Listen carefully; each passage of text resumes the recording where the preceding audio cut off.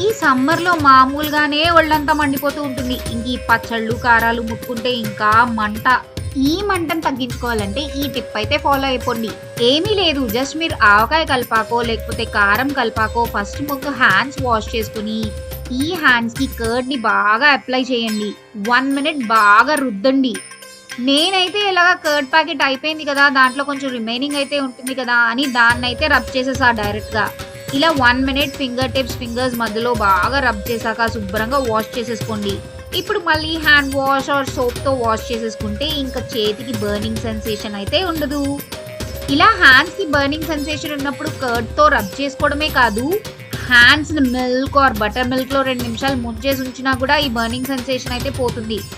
Spiciness, అది కూడా chilli and pepper నుంచి వచ్చిన స్పైసీనెస్ అయితే మిల్క్ అండ్ కర్డ్ లాంటి డైరీ ప్రొడక్ట్స్ తోనే త్వరగా తగ్గుతుంది. అందుకనే మన పెద్దవాళ్ళు ఆవకాయ కానీ పచ్చడి కానీ